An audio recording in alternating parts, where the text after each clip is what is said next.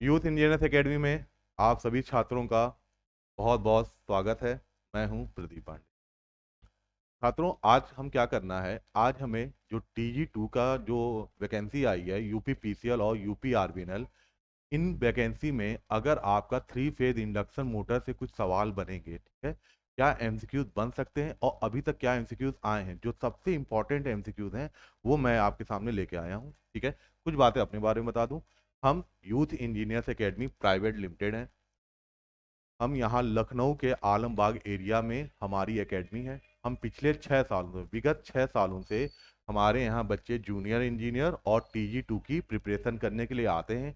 इनमें से बहुत छात्र ऐसे हैं जिन्होंने कठोर परिश्रम किया, बहुत मेहनत किया और आज किसी न किसी सफल जगह पे यानी सफलता प्राप्त करके कोई ना कोई अच्छी जगह पे वो कार्यरत हैं। सारे बच्चे का तो जाहिर सी बात है, किसी भी कोचिंग में कोई सारे बच्चे सेलेक्ट नहीं होते हैं। इसका कहने का मतलब है कोचिंग कितनी भी अच्छी हो, लेकिन जब तक छात्र नहीं मेहनत करेगा तब तक कुछ नहीं हो पाता है। यहाँ तक की बात समझे। चलिए, तो देखिए, हमारे यहाँ मेनली जेई, SSC जेई की बात कर लीजिए, चाहे यूपी RVNL, चाहे यूपी PCL, चाहे RRB जेई, चाहे स्टेट अदर स्टेट जेई, चाहे रेलवे जेई, मतलब जितने जेई के एग्जाम होते हैं उन सारे सिविल, मैकेनिकल, इलेक्ट्रिकल, इन 3 ब्रांचों से हम तैयारी करवाते हैं। एक और स्पेशल चीज, TG2 इलेक्ट्रीशियन जो बच्चे ITI किए होते हैं, TG2 की जो वैकेंसी आती है, नहीं भी आती तो हमारे रेगुलर बैच चलते रहते हैं, आती है तो हम क्रैश कोर्स भी लेके आते हैं। ठीक है ना। अभी हमारा TG2 ऑनलाइन ऑफलाइन दोनों मोड पे है। हमारे यहाँ ऑफलाइन की क्लास सुबह 6 बजे से 12 बजे तक डेली होती, डेली 4 घंटा से 2 घंटा 6 घंटा जब जब टाइम मिलता है एक्स्ट्रा बच्चों को बुला के पढ़ाया जाता है। जेई की बात करें तो जेई हमारे यहाँ ऑफलाइन चल रहा है। हम जल्द से जल्द 15-10 दिन में हम ऑनलाइन भी सिस्टम लेके आने वाले हैं। चलिए वीडियो को आगे बढ़ाते हैं लेट किए बिना। हाँ देखिए, अगर आप हाँ ये देखना चाहते हैं कि हमारा जो ऑनलाइन में हम क्या कर रहे हैं, क्या क्या वीडियोस प्रोवाइड कर रहे हैं जो आपके लिए हेल्पफुल है, तो आप इस लोगो को देखिएगा, प्ले स्टोर पे जाइएगा, यूथ इंजीनियर्स एकेडमी चेक करिएगा। ये लोगो आपको आएगा, आप प्ले स्टोर से उस ऐप को डाउनलोड करिए। उसमें बहुत ढेर सारे फ्री लेक्चर्स हैं जो आपके लिए काफ़ी इंपॉर्टेंट हैं। कुछ लेक्चर पेड भी हैं। आप चाहोगे कि और डीपली स्टडी करना है, ठीक है ना, सिस्टमेटिक स्टडी करना है, तो आप क्या कर सकते हैं, इसको पेड ऑप्शन को भी ले सकते हैं। ठीक है। चलिए, तो आज क्या करना है, TG2 इलेक्ट्रीशियन MCQs भाई मैं यानी प्रदीप पांडे। पहला क्वेश्चन देखिए, यूपी PCL TG2 में ये आया था, सन 2019 का क्वेश्चन है। पढ़िए जरा क्या लिखा है। 5 हॉर्स पावर तक 3 phase 415 volt 50 hertz squirrel cage प्रेरण मोटर के उपयोग से शुरू किया जा सकता है। इसमें यह कह रहा है कि 5 हॉर्स पावर तक के लिए आप किस स्टार्टिंग मेथड का इस्तेमाल करेंगे। हमने पढ़ा स्टार्टिंग मेथड कई प्रकार के होते हैं, उनमें से किसका इस्तेमाल करना है। तो देखिए, बिलो 5 हॉर्स पावर, 1 मिनट बच्चा, पेन पेन ले लिया जाए। 5 हॉर्स पावर कम से कम मोटर के लिए, 5 हॉर्स पावर से कम मोटर के लिए कौन सा स्टार्टर प्रयोग करेंगे बेटा। Doll starter. Doll means direct on line starter. Direct online starter, इस मेथड का प्रयोग करते हैं हम किसमें, 5 हॉर्स पावर से अगर हमारा मोटर कम का है। इससे ज्यादा हॉर्स पावर पे जाएंगे तो जैसे आपके स्टार डेल्टा स्टार्टर हो गए, ठीक है ना, इनका प्रयोग कर सकते हैं हम। तो और ऑटो ट्रांसफॉर्मर स्टार्टर हो गया, इनका प्रयोग कर सकते हैं हम। तो इतना बात ध्यान रखिएगा, याद रखिएगा। Doll starter, direct online starter, इसमें क्या किया जाता है, मोटर को फुल वोल्टेज अप्लाई किया जाता है। ये बात ध्यान रखिएगा। डॉल स्टार्टर एक ऐसा स्टार्टर मेथड है जिसमें मोटर को पूरा वोल्टेज अप्लाई किया जाएगा। जैसे 415 वोल्ट का ये मोटर है ना, तो इसमें वोल्टेज को रिड्यूस करके स्टार्ट नहीं करेंगे, पूरा वोल्टेज अप्लाई किया जाता है। चलिए अगला क्वेश्चन देखिए। अगला क्वेश्चन है फिर 2019 का है, यूपी PCL TG2 का। 3 फेज वाले स्क्वायरल केज मोटर की शुरुआती करंट कितनी होती है बेटा। स्टार्टिंग करंट, शुरुआती करंट जिसे क्या कहते हैं, starting starting current. Starting current ये बेटा होती है लगभग 5 से 6 गुना। याद रखिएगा, 5 से 6 गुना स्टार्टिंग करंट होती है। अब दिमाग में रखिएगा, स्टार्टिंग करंट की वैल्यू ज्यादा होने के कारण ही हम स्टार्टर का प्रयोग करते हैं।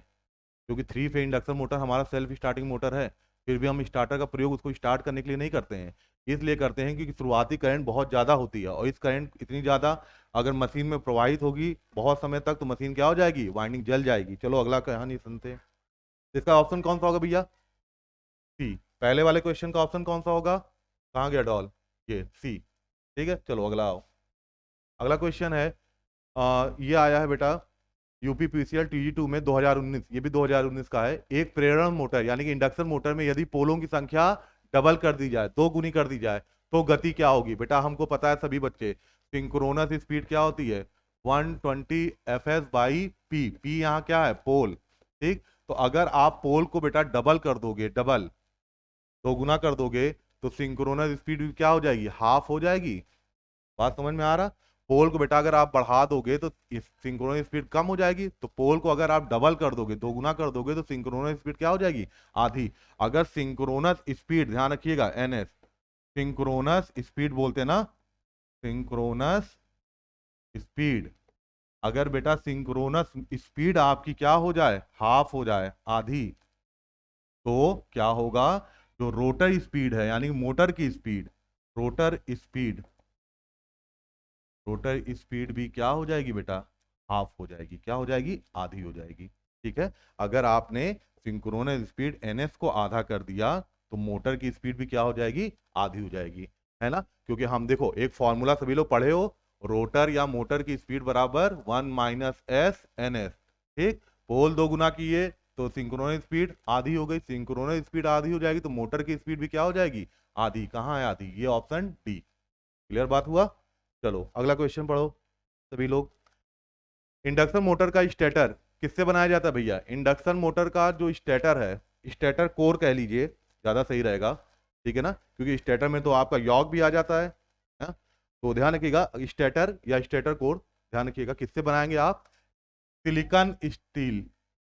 किससे बनाएंगे, सिलिकॉन, सिलिकॉन स्टील से बनाते हैं। अब बात सुनिएगा, इसमें सिलिकॉन का परसेंटेज कितना होता है, सिलिकॉन का परसेंटेज बेटा होता है 4% से 7% तक सिलिकॉन मिलाया जाता है। किसमें मिलाया जाता है, स्टील में। फिर से सुन लीजिएगा, पहला स्टेटर कोर आपका किसका बना होगा, स्टेटर कोर की बात कर लीजिए चाहे रोटर कोर की बात कर लीजिए, किसका बना होगा, सिलिकॉन इस्पात का। और इस्पात में कितना परसेंटेज सिलिकॉन मिलाते हैं, 4 से 7% सिलिकॉन मिलाते हैं। और सिलिकॉन क्यों मिलाते हैं, याद रखिएगा ये बात बेटा, पढ़े हैं ना, हिस्टेरिसिस, हिस्टेरिसिस लॉस। हिस्टेरिसिस बेटा लॉस को कम करने के लिए ही क्या मिलाया जाता है, सिलिकॉन। सिलिकॉन मिलाया जाता है, कितना परसेंट मिलाया जाता है स्टील में, 4 से 7%। ठीक है ना, तो एक ही क्वेश्चन से कई क्वेश्चन बन जाते हैं। जैसे इसी में आया होता कि सिलिकॉन का कितना परसेंटेज मिलाया जाता है, 4 से 7। क्यों मिलाया जाता है, हिस्टेरिसिस लॉस को कम करने के लिए। एमसीक्यूज का यही मतलब है बेटा कि एक क्वेश्चन से आपके और भी क्वेश्चन बन जाए। ठीक है, समझ गए, स्क्रीनशॉट लेना तो ले लीजिएगा। और नेक्स्ट क्वेश्चन पे चलते हैं। अगला क्वेश्चन देखिए क्या कह रहा, स्क्वायरल प्रकोष्ठ मतलब बेटा केज होता है। ठीक है ना, स्क्वायरल केज इंडक्शन मोटर पर स्लिप रिंग मोटर को वही वरीयता दी जाती है जहां, ये कहानी सुनिएगा, सुनिए बेटा, मोटर दो प्रकार के होते हैं, या कह लीजिए रोटर दो प्रकार के होते हैं। रोटर के दो प्रकार से मोटर के दो प्रकार हो गए। एक होता है बेटा आपका केज रोटर, केज रोटर, और एक होता है बेटा आपका स्लिप रिंग यानी कि wound rotor, slip ring, slip ring rotor, या बेटा इसको बोलते हैं वाउंड, क्या बोलोगे, वाउंड रोटर। ध्यान समझिएगा, इंडस्ट्री में या और भी जगह 95%, 90 से 95% किस मोटर का यूज करते हैं, केज का। सिर्फ 5% तक किसका इस्तेमाल करते हैं, वाउंड का। अब ये कह रहा है कि वाउंड रोटर को कहाँ इस्तेमाल करोगे, स्लिप वाउंड रोटर को, देखो स्लिप रिंग मोटर को, स्क्वायरल केज मोटर है आपके पास, कहाँ पास, स्क्वायरल केज मोटर की जगह स्लिप रिंग का इस्तेमाल करोगे, यानी कि वाउंड रोटर का इस्तेमाल करोगे। तो वाउंड रोटर का बेटा इस्तेमाल वहां किया जाता है जहां पास हमें ज्यादा स्टार्टिंग टॉर्क चाहिए, जहां पास मोटर पहले से ही लोडेड है और उसको चालू करने के लिए हमें ज्यादा टॉर्क की जरूरत पड़ेगी ना। कोई ठेलिया है बेटा, उसमें खूब सामान लाद के भर दिए हो, अब ठेलिया को चालू करने के लिए आपको ज्यादा बल की जरूरत, ज्यादा टॉर्क की जरूरत पड़ेगी ना। तो ऐसी जगह जहां मोटर पहले से ही बहुत लोडेड हो, जहां पास ज्यादा स्टार्टिंग की जरूरत हो, स्टार्टिंग टॉर्क की, आघूर्ण की, वहां पास किसका इस्तेमाल करेंगे, स्लिप रिंग या वाउंड रोटर का। ठीक है ना, तो कौन सा उत्तर सही होगा, उच्च स्टार्टिंग आघूर्ण आवश्यक, तो ऑप्शन ए। ध्यान रखिएगा। अब देखिए इसमें भी कई क्वेश्चन बन रहे हैं। केज रोटर का कितना उपयोगिता है, कितनी जगह उपयोग करते हैं इंडस्ट्री और जगह, 95%। वाउंड का सिर्फ 5% करते हैं, लेकिन वाउंड का वहां जरूर करते हैं जहां पर आपको क्या चाहिए, हाई स्टार्टिंग टॉर्क। अगला क्वेश्चन आइए, छोड़ो भैया इसको। जब मोटर की गति स्थिर हो तो स्लिप होगी। जरा सोचो, स्लिप क्या होता है? स्लिप, स्लिप बेटा इसको बोलते हैं स्मॉल एस। एस बराबर होता है N S minus N R upon N S. ठीक है, ये पर यूनिट स्लिप है। परसेंटेज की बात कोई कहेगा तो आप क्या करना, 100 से गुणा करके बताना। तो चलो, परसेंटेज स्लिप जो है हमारा बेटा वो है N S minus N R upon N S. अब कह रहा है जब मोटर की गति क्या हो, स्थिर हो बेटा, स्थिर। ठीक है, इसमें ये माना जा रहा है कि जब रोटर क्या हो, स्थिर मतलब रुका हुआ हो, एनआर क्या हो, जीरो। तो बेटा देखो स्लिप क्या होगा, percentage slip N S minus zero upon N S into 100। तो ये बेटा आ जाएगा स्लिप आपका आएगा 100%। और अगर आपसे पर यूनिट स्लिप पूछे, पर यूनिट स्लिप पूछा जाता, पर यूनिट स्लिप, तो बेटा आता आपका 1। तो कौन सा ऑप्शन सही है? परसेंटेज देखो कौन सा है, देखो 1% भी दिया है, 100% भी दिया है। 1% भी दिया है, 100% भी दिया है। ध्यान रखना क्वेश्चन, अगर परसेंट देखो, स्लिप की वैल्यू होती है 1, और जो 1 है वो पर यूनिट स्लिप होती है, लेकिन परसेंटेज में क्या बताओगे 1 को, 100। तो कौन सा ऑप्शन सही है? सी। अगर पर यूनिट, अगर परसेंटेज में ना देके बेटा ऐसे दिया होता 100, 50, 1, तो कौन सा सही होता? 1। कोई कंफ्यूजन तो नहीं, देख लेना। नेक्स्ट क्वेश्चन आइए। अगला क्वेश्चन क्या है, एक बेटा 3 फेज इंडक्शन मोटर है। कब आया जरा देखो, 2019 के ही सारे क्वेश्चन है TG2 के। एक 3 फेज 440 वोल्ट 60 हर्ट्ज प्रेरण मोटर की स्लिप 3% है। स्लिप बेटा परसेंटेज में दी है। रोटर धारा की आवृत्ति कितनी होगी? याद रखना बेटा, आंकिक प्रश्न के लिए, आंकिक प्रश्नों के लिए हम स्लिप का पर यूनिट, स्लिप का पर यूनिट वैल्यू का प्रयोग करते हैं। बड़ा इंपॉर्टेंट चीज है, ध्यान रखिएगा। जब भी आपको आंकिक सवाल करने हैं बेटा इंडक्शन मोटर के, तो याद रखिएगा स्लिप की कौन सी वैल्यू का प्रयोग करना है, पर यूनिट वैल्यू का प्रयोग करना है। अब देखो यहाँ पर दिया क्या है बेटा, स्लिप कितना दिया है, स्लिप दिया है 3%। ये तो परसेंटेज है ना, तो जरा स्लिप को पर यूनिट बताओ, स्लिप की पर यूनिट वैल्यू क्या होगी? तो स्लिप की बेटा पर यूनिट वैल्यू होगी, इसमें 100 का भाग कर दो, 0.03। तो आपको किस सवाल, आंकिक सवाल में परसेंटेज का नहीं यूज करना है, किसका यूज करना है? पर यूनिट स्लिप की वैल्यू का। और पर यूनिट कैसे आएगा? परसेंटेज में 100 का भाग दे दो। ठीक है ना? अच्छा, अब क्या है, रोटर धारा की आवृत्ति, रोटर धारा की आवृत्ति पूछा है। अब मेरी बात ध्यान सुनना बेटा, एक एक फॉर्मूला आप लोगों ने पढ़ा होगा, थोड़ा तो मैं इसको मिटा दूं, ये लिख लिया है आपने, चलो इसको मिटा दूं तो स्पेस बन जाएगा। बहुत अच्छी चीज बताने जा रहा हूं। देखो 3 फेज इंडक्शन मोटर में बेटा रोटर में वोल्टेज यानी कि ईएमएफ इंड्यूस होता है, जिसकी वजह से रोटर में करंट फ्लो होने लगता है, रोटर के कंडक्टर में। तो आपसे या तो बोले रोटर फ्रीक्वेंसी पूछा जाए, या बेटा आपसे पूछा जाए रोटर जो वोल्टेज इंड्यूस हो रहा उसकी फ्रीक्वेंसी यानी कि आवृत्ति, या बेटा उसमें जो करंट फ्लो हो रही है यानी कि रोटर करंट की फ्रीक्वेंसी। सब बात एक ही है, परेशान ना होइएगा। फ्रीक्वेंसी, ये तीनों बेटा, तीनों एक ही चीज है, चाहे रोटर फ्रीक्वेंसी, चाहे रोटर ईएमएफ फ्रीक्वेंसी, चाहे रोटर करंट फ्रीक्वेंसी। इन सभी को बेटा क्या बोलते हो? एफआर। और एफआर बराबर क्या होता है? एस एफ एस होता है। एफआर बराबर क्या होता है? S F S. अब बेटा देखो यहाँ पर सारे बच्चे, एफआर पूछा गया है, एस कितना दिया है? 3, यानी कि 0.3%।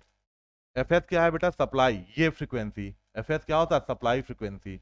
लिख दे रहा हूं, हेयर, हेयर बेटा क्या क्या चीज दिया है? स्लिप दिया है 0.03, और एफ एस सप्लाई की फ्रीक्वेंसी कितना दिया? 60 हर्ट्ज। तो बेटा आपसे एफ आर पूछ रहा था, एफ आर बराबर पुट कर दो एस एफ एस, यानी कि 0.03 गुणे 60। इसको बेटा करोगे आ जाएगा 1.8 हर्ट्ज। यानी कि 1.8 हर्ट्ज किसकी फ्रीक्वेंसी है? रोटर में जो ईएमएफ इंड्यूस हो रहा है उसकी वजह से जो धारा प्रवाहित हो रही है, उसकी फ्रीक्वेंसी को क्या कहेंगे आप? 1.8 हर्ट्ज। नेक्स्ट चलिए, अगला क्वेश्चन देखिए, फिर यूपीपीसीएल टीजी2 का है। प्रेरण मोटर के लिए निर्भार पर स्लिप क्या होती है? इस क्वेश्चन को ध्यान से दीजिएगा। प्रेरण मोटर के लिए निर्भार, निर्भार मतलब कोई भी लोड नहीं लगाए हो, तो ध्यान रखना बेटा, निर्भार पर, निर्भार मतलब at no, at no load, at no load पर जो एनआर होता है ना, रोटर की स्पीड, वो एनएस के, सिंक्रोनस स्पीड के बहुत बहुत करीब होता है, करीब, बहुत करीब होता है। ठीक है, देखो बेटा हरदम एक चीज ध्यान रखना, एनएस जो एनआर जो होगा ना, यहाँ लिख दे रहा हूँ, कुछ और पेन से शायद नहीं दिखेगा, यहाँ देखिए, जो आपका रोटर की स्पीड होगी एनआर, वो हरदम कम होगी बेटा एनएस से, ये तो दिमाग में बैठा लो। अब कह रहा है कि अगर निर्भर है, नो लोड है, तब कम तो होगी लेकिन बहुत करीब होगी। ठीक है, तो आपसे स्लिप पूछा गया, तो जरा देखो बेटा स्लिप का फॉर्मूला क्या होता है, बताइए सारे बच्चे, अभी बताया था। स्लिप होता है बेटा N S minus N R upon N S. ठीक है, अब एन आर जो है वो लगभग लगभग है तो कम, लेकिन हम कह सकते हैं कि लगभग लगभग किसके बराबर है? एन एस के बराबर है। तो इस केस में बेटा हम मान लेते हैं कि एन आर एन एस ही है, तो यहां से N S minus N S upon N R कर दोगे तो ये कितना आ जाएगा? 0। अगर परसेंटेज बताना चाहो तो 0%। तो इसका आंसर देखो क्या लिखोगे, टिक करोगे 0%। हाँ, अब मेरी बात समझिएगा ध्यान से। यहाँ अगर ऑप्शन ये दिया होता कि 0% से थोड़ा कम, तो आप उसको टिक करते। क्यों? क्योंकि देखो एनआर एनएस से कम होता है, भले थोड़ा ही कम हो लेकिन कम तो है, इसलिए स्लिप जो है बेटा वो एग्जैक्ट 0% ना होके 0 से थोड़ा कम, थोड़ा ज्यादा होगी, 0 से थोड़ा ज्यादा ही स्लिप होगी। लेकिन कोई ऑप्शन नहीं दिख रहा है, इसलिए 0 के करीब है स्लिप हमारी, तो किस पे टिक कर देंगे? 0% पे। समझ आई बात? चलो अगला क्वेश्चन चलिए। अब क्या है, एक डिस्च धारा मोटर। अब आप कहेंगे सर आप तो इंडक्शन मोटर पढ़ा रहे हैं, ये कहाँ से डिस्च धारा मोटर का सवाल लाए, वो भी यूपीपीसीएल टीजी2 का? तो देखो बेटा, एक डिस्च धारा मोटर है पूर्ण भार पर, जब उस पर पूरा लोड लगाए हो, लोड लगाए हो तो कितना है स्पीड? 725 आरपीएम। और जब शून्य भार पे स्पीड कितनी है? 1775 आरपीएम पर गति कर रहा है। गति नियमन क्या होगा? पहली बात समझना बेटा, सुनना पहले ध्यान से। गति नियमन को बेटा स्पीड, स्पीड रेगुलेशन बोलते हैं, रेगुलेशन। क्या बोलोगे? Speed regulation. जैसे वोल्टेज रेगुलेशन पढ़े हो ना, विभव निगमन, वैसे स्पीड रेगुलेशन मोटर के केस में होता है। तो ये होता है बेटा N no load minus speed full load upon speed full load. और परसेंटेज की बात कहे तो 100 का गुणा करके लिखा जाता है। ठीक है, अब देखो इसमें दिया क्या है, दिया, दिया है बेटा ध्यान देखो, मोटर पूर्ण भार पर, पूर्ण भार मतलब फुल लोड पर, फुल लोड पे कितना उसकी स्पीड है? 1725 आरपीएम। तो यानी कि बेटा ये जो 1725 आरपीएम है ना, ये पूर्ण भार पे है, तो पूर्ण भार का मतलब ये है एनएफएल, फुल लोड पे स्पीड। और शून्य भार यानी कि शून्य मतलब नो, तो शून्य भार पे स्पीड कितनी है? 1775 आरपीएम। तो ये होगा, सारा बच्चा लोग देखो ये कितना होगा? 1775 आरपीएम। बात समझ में आ रही कि नहीं? आरपीएम रेवोल्यूशन पर मिनट, चक्करों की संख्या 1 मिनट में। कै चक्का का मोटर है, सुनते हैं ना दुकान पे खरीदने जाते हैं, कै चक्का का मोटर है, तो दुकान वाला बोलता है कि 1440 चक्के का है, 900 चक्के का है, इसका मतलब है ये आरपीएम की बात हो रहा। अब बेटा फॉर्मूला में रख दो स्पीड रेगुलेशन के, स्पीड रेगुलेशन यानी कि वोल्टेज क्या कहते हैं, गति निगमन। देखो क्या आया, फॉर्मूला रखो, नो लोड पे स्पीड 1775, फुल लोड पे स्पीड 1725 बटा बटा फुल लोड स्पीड यानी कि 1725। समझ में आई बात? 1725। अब बेटा देखो कितना आया, ऊपर आएगा 50 ना, ये सब बेटा गणित है, इलेक्ट्रिकल खत्म हो गया, इलेक्ट्रिकल का मास्टर काम खत्म, अब गणित है ये। बताओ कितना हो रहा? अब हमको बेटा जरूरत पड़ेगी ना क्योंकि आप लोग से कमजोर गणित होती है हम लोग हमारी। चलो देखो 50, इसलिए हम कैलकुलेटर से करेंगे, क्योंकि हमें नहीं पेपर में बैठना है, मेहनत आपको करनी है। गणित आपको देखो ये आ रहा बेटा 8 के करीब आ रहा तो इसको 2.9% लिख सकते हैं। तो कौन सा ऑप्शन सही होगा? ऑप्शन सी, 2.8 समथिंग आ रहा है, जिसको राउंड ऑफ करोगे ना, राउंड ऑफ करना जानते हो ना, किसी से 9 रुपया उधार लो तो उसको कितना रुपया लौटाना पड़ता है? वो कहता है भैया राउंड ऑफ करके दे दो, तो 10 रुपया देते हो। यही होता है राउंड ऑफ। ठीक है, चलो अगला क्वेश्चन आओ। 50 हर्ट्ज प्रेरण मोटर के स्टेटर की अधिकतम गति, बेटा देखो स्टेटर की नहीं होता, इसका होता है स्टेटर मैग्नेटिक फील्ड। हाँ, पेन का कलर चेंज करने ना, तभी तो दिखाई देगा। लाल से लिखेंगे। स्टेटर मैग्नेटिक फील्ड बेटा, मैग्नेटिक फील्ड। क्या है कि स्टेटर तो रुका होता है ना। तो ये कह रहा है अधिकतम गति क्या होगी स्टेटर मैग्नेटिक फील्ड की, बेटा स्पीड क्या होती है? स्टेटर मैग्नेटिक फील्ड की स्पीड, जिस स्पीड से बेटा मैग्नेटिक फील्ड घूमती है उसे एनएस बोलते हैं, 120 Fs/p ये होता है। अब क्या कह रहा, फ्रिक्वेंसी 50 हर्ट्ज है, अधिकतम गति कितनी हो सकती है? सुनो बेटा, फ्रिक्वेंसी 50, हमारे देश की बात हो रहा है, हमारे इंडिया में फ्रिक्वेंसी कितनी होती है? 50। अब पोल की बात करते हैं बेटा, पोल की मिनिमम, पोल कम से कम 2 हो सकता है, इससे कम पोल नहीं होगा।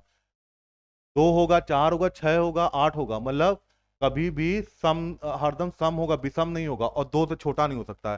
तो पी की मिनिमम वैल्यू क्या है? मिनिमम समझ में आ रहा है? पी की मिनिमम वैल्यू 2। तो पी की मिनिमम वैल्यू 2 पुट करो ना यहाँ। तो 120 50/2 कितना आया? 3000। लिखो, टिक करो, 3000 आरपीएम। समझ में आई बात? कहाँ गया ये 3000 आरपीएम? ठीक है। अधिकतम गति का मतलब न्यूनतम पोल कितना होगा? 2। आ गया बेटा अधिकतम गति, यानी कि ये एनएस मैक्स आ गया। अगला सवाल आओ। स्क्रीन शॉट ले लो यार थोड़ा।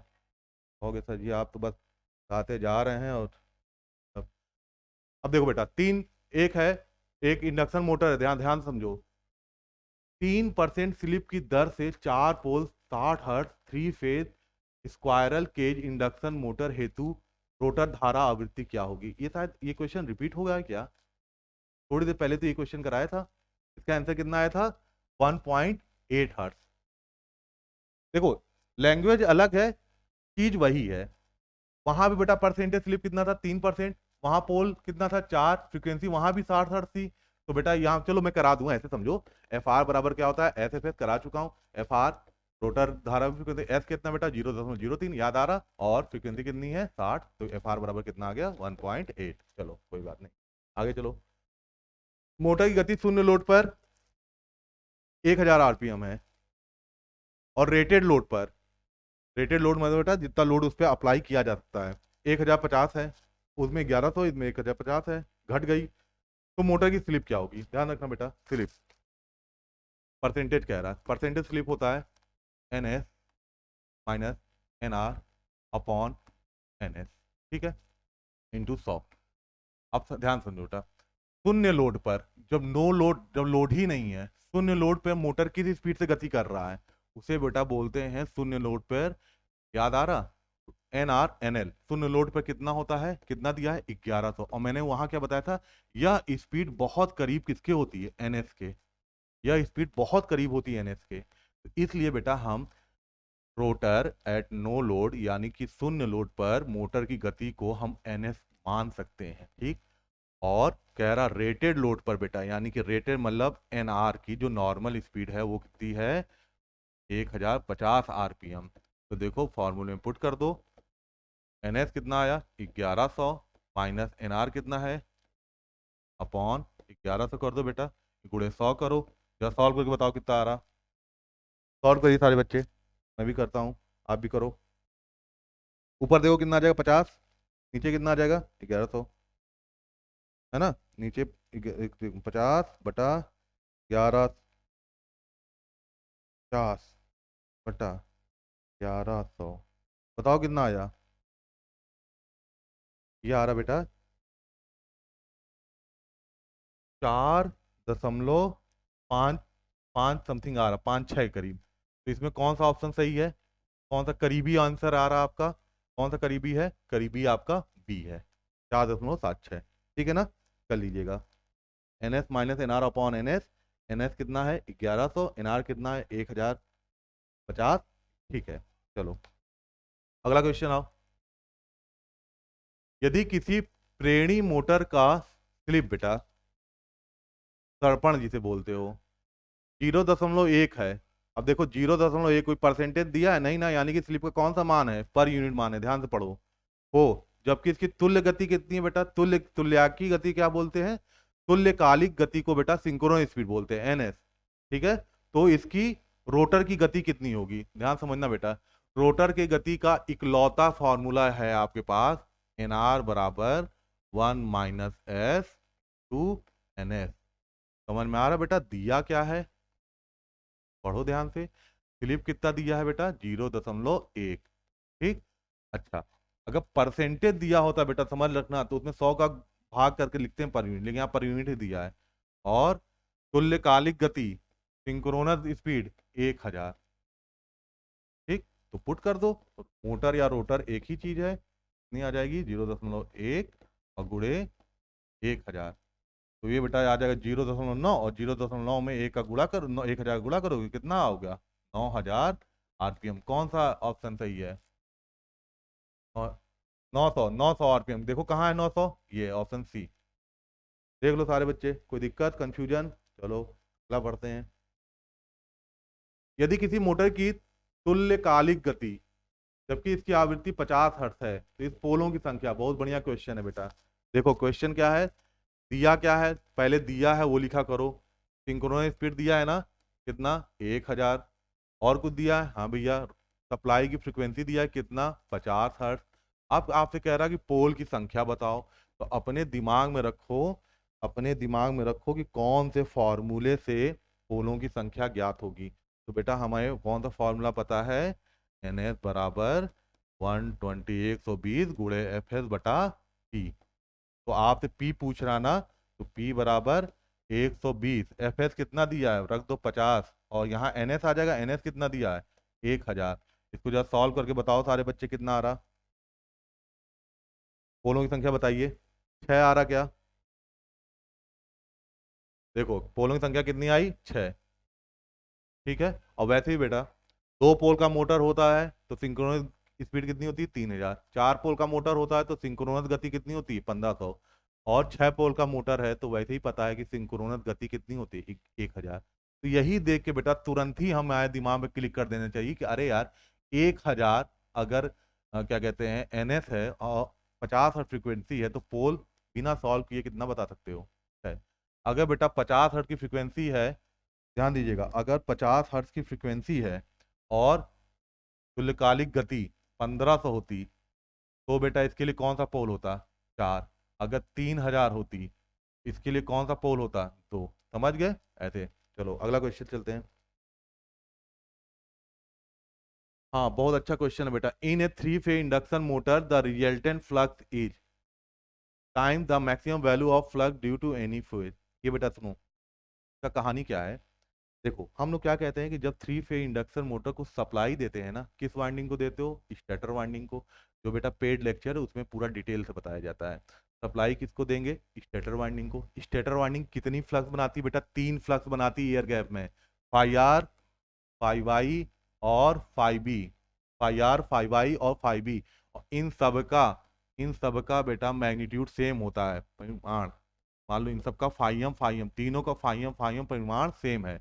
तो जब बेटा ये तीनों मैग्नेटिक फ्लक्स कहाँ मिलते हैं, एयर गैप में। कहाँ मिलते हैं, मशीन के एयर गैप में मिलेंगे, तो ये कैसा मैग्नेटिक फील्ड बनाएंगे, उसके बेटा बोलते हैं रिजल्टेंट। ये तीनों मिलके जो मैग्नेटिक फ्लक्स बनाएंगे उसे क्या बोलते हैं, रिजल्टेंट फ्लक्स। और जो रिजल्टेंट फ्लक्स होता है बेटा डेरिवेशन से आता है 1.5 फाई एम, 1.5 फाई एम। समझ में आई बात, नहीं दिख रहा है तो कलर बदल लें। देखो बेटा क्या कह रहा है, 3 फेज इंडक्शन मोटर में परिणामी फ्लक्स किसी भी चरण के कारण फ्लक्स के अधिकतम मान का कितना गुना होता है। देखो बेटा ये आर फेज का फ्लक्स का मान क्या है, फाई एम। वाई फेज के फ्लक्स का मान क्या है, वो भी फाई एम। और बी फेज के फ्लक्स का मान बेटा क्या है, वो भी फाई एम है। बैलेंस हमारा सिस्टम है। तो कह रहे हैं कि किसी भी एक फेज की फ्लक्स के अधिकतम मान से आपका जो रिजल्टेंट फ्लक्स है वो कितना गुना होता है। तो अभी मैंने बताया, जब तीनों फ्लक्स बेटा एयर गैप में मिलेंगे तो रिजल्टेंट फ्लक्स क्या आता है, 1.5 फाई एम। ठीक, तो यानी कौन सा ऑप्शन सही है, ऑप्शन नंबर बी। समझ में आई बात। चलो अगला क्वेश्चन में चलते हैं। तीन फेज वाली सिंक्रोनस मोटर 3 फेज वाली आवृत्ति से जुड़ने के बाद इतने चलती मोटर के ध्रुवों की संख्या ज्ञात करिए। ठीक है ना, मोटर के ध्रुवों की संख्या। फिर से बेटा देखो वही आ गया, फिर सवाल। फ्रीक्वेंसी कितनी है? 50 हर्ट्ज। आवृत्ति के बाद इतने आरपीएम पे चलती है मोटर की ध्रुवों की संख्या। और गति की बेटा सिंक्रोनस स्पीड कितनी है?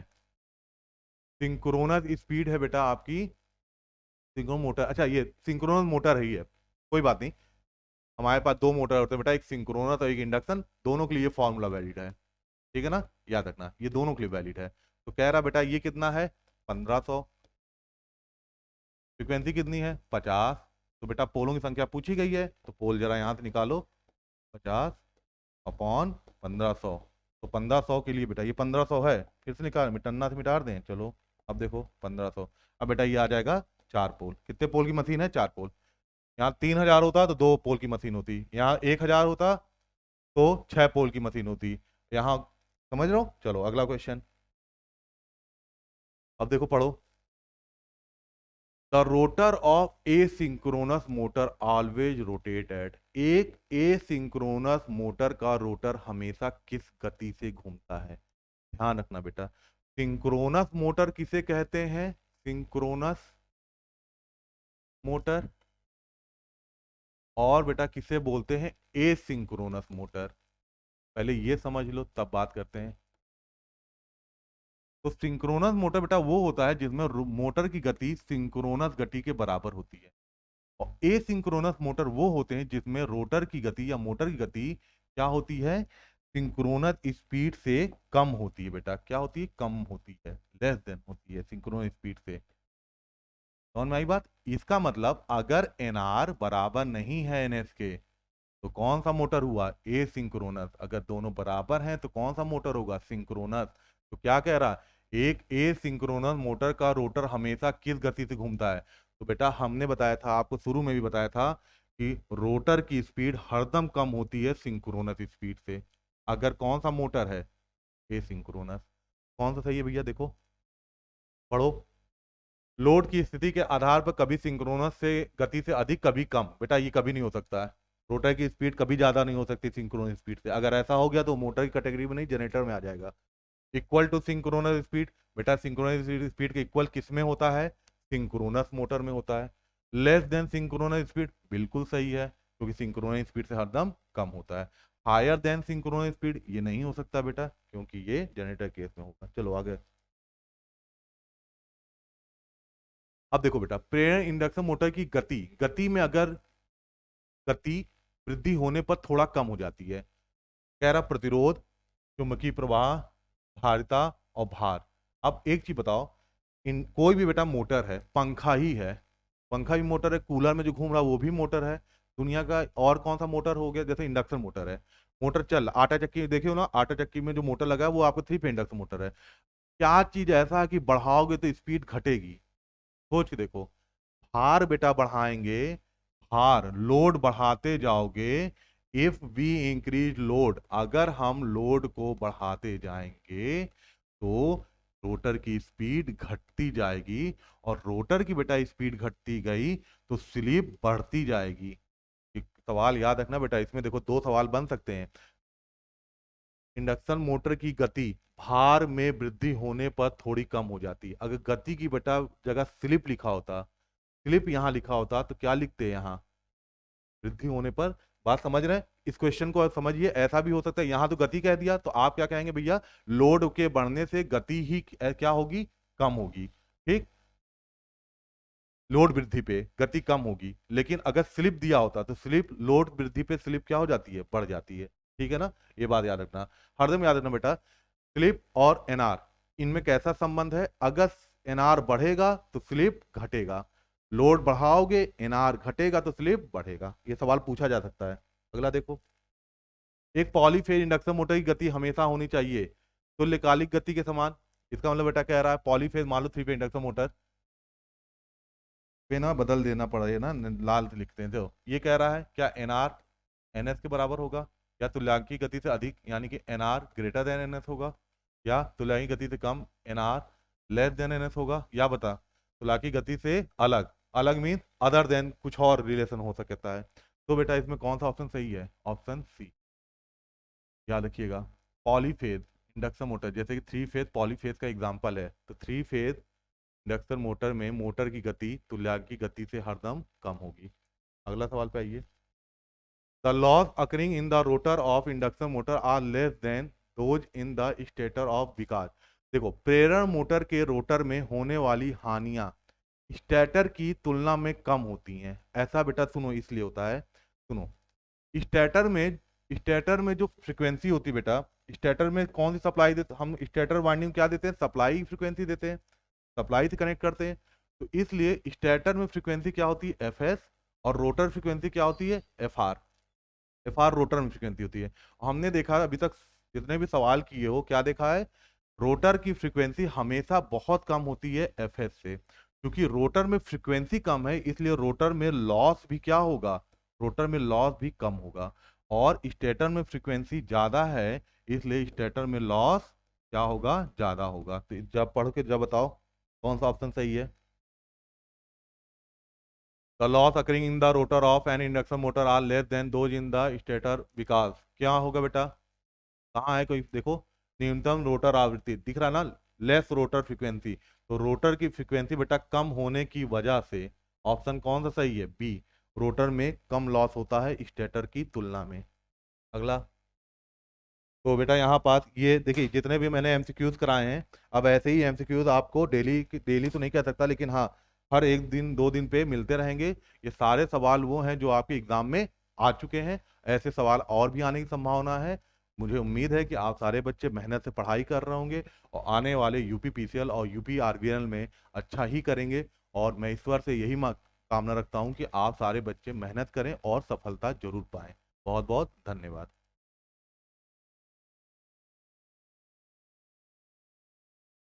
साल नहीं था, साल नहीं था।